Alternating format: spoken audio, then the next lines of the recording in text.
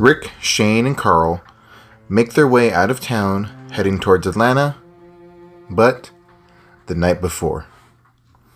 Daddy, when are we going to go to Atlanta? Soon, son. Real soon. But we have to wait until the morning. Just go upstairs and read your comic books for a while and go to sleep. I will stay down here and make sure everything is safe. Morgan and Dwayne are holding up in a house, waiting for the morning. Running low on food and ammunition, a decision has to be made. Morgan heads to the window to look outside and see what's going on. Morgan whispers to himself, "I'm sorry, my Jenny. I should have protected you. I should have been more prepared for this. We can't stay here any longer. The streets aren't safe, and the CDC in Atlanta promises food and shelter. And I have to make sure Dwayne makes it and has a life to live." The streets are empty besides a few walkers stumbling in the distance. Morgan knows they have to leave for Atlanta by the morning. Food is scarce and the walkers are growing in number. Protection for Dwayne is now his number one priority. Morgan heads upstairs and closes the door behind him. Dwayne has already fallen asleep on the bed that belongs to somebody else. This had to be a young boy's room that must have been into space. Posters of spaceships, outer space, and glow-in-the-dark stars all over the room. Morgan hasn't been sleeping much since Jenny was bit. The guilt of letting her roam the streets has been weighing on him. Every passing walker seems to always wake him, but not on this night. Morgan is suddenly woken up. "Daddy, Daddy, what's that loud noise?" Morgan jumps to his feet and heads to the window. A helicopter is hovering over the neighborhood. "What are they saying, Dad?" "They want all civilians to head to the concession stand at the park. Sounds like they are taking them to Atlanta." "We are going, right, Dad? Isn't that where we heard the CDC was making a cure?" "Yeah, son, but look, that's the problem. All the dead ones are following the helicopter now, so they are heading towards the park as well. Take a look. And the park is only a few blocks away, so whoever is waiting at the park might be their next meal. We are going to Atlanta, but we will go by ourselves. Let's wait a little while longer just in case the helicopter drew more of them in this direction." They can still see the helicopter a few blocks away, and they start packing up their bags so they can make their way to Atlanta. They grab their bags and gear downstairs. "Hold on, son, let me make sure things are clear." "You have your shovel?" "Yes, Dad, it's right here. If any of them get near me, I'm going to smack them dead." "Well, let's hope we don't need to, son. Atlanta is a good drive away, and let's hope we make it there before dark. Everything looks good now, so stay right behind me. If I tell you to run, you head straight back into the house, you close the door, and you head upstairs. Do you understand?" "Yes, Dad," Dwayne says. Morgan opens up the front door to the house, and they slowly make their way outside. Everything looks good. Let's head towards the car quietly. They slowly walk towards the car, trying not to draw attention from the few walkers across the street. A walker comes around the bushes, slowly making its way towards them. "Dad! It's Mommy!" "Get in the house, son." Dwayne just stares at her, walking towards them. "Dwayne, run!"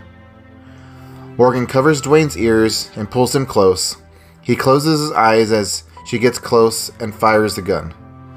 Putting her down, Dwayne starts crying at the sight of his motionless mother. Morgan gets Dwayne and puts him in the back seat of their vehicle. The gunshot has drawn nearby walkers towards them. He starts the car engine and leaving the driveway of the house they took shelter in, Morgan looks through the rearview mirror as walkers stumble after them. He makes his way through the neighborhood. People are everywhere heading towards the direction of the park. Some running and some driving. Fear has overtaken all of them, but they have a glimpse of hope of getting out alive. These are mostly the ones that stayed behind for one reason or another. A lot of people have already fled the city, in hopes to find a safer place or to help loved ones that are somewhere else. Morgan heads out of the city and towards Atlanta looking for safety. "Gas is getting low, Dwayne. I believe there's a small gas station up ahead. Hopefully we can find some gas there, or maybe a car has some we can steal." "But Daddy, I thought you said stealing was bad." "Yes, son, it is, but things are different at the moment. Sometimes we have to do things we don't like doing to make sure we stay alive. But we don't change who we are. We still hold on to those things that I always taught you. We just have to learn to make the best possible choices with the situation that has been given to us. Morgan pulls into the gas station. There are abandoned cars that have been left there with their former owner belongings still inside. But the gas station is eerily quiet. No one is there, and no dead ones walking around either. Stay in the car, Dwayne. I'm going to see what I can find. But Dad, I can help. No, Dwayne. Just lay back in the back and wait until I get there. Morgan leaves Dwayne in the car and walks toward the inside of the gas station. No one is inside. The tiny gas station convenience store. The shelves are completely bare. Nothing is left inside. He heads back outside and checks the cars to see if any keys are left inside. No luck there either. Suddenly he hears footsteps slowly coming towards him. He gets behind a car looking around him, but he doesn't see anyone. He starts walking back towards Dwayne and his car. He sees a small girl with blonde hair come out from behind a nearby SUV, walking towards Dwayne and their car. She is wearing a pink, dirty robe. Hey, little girl, your parents around here?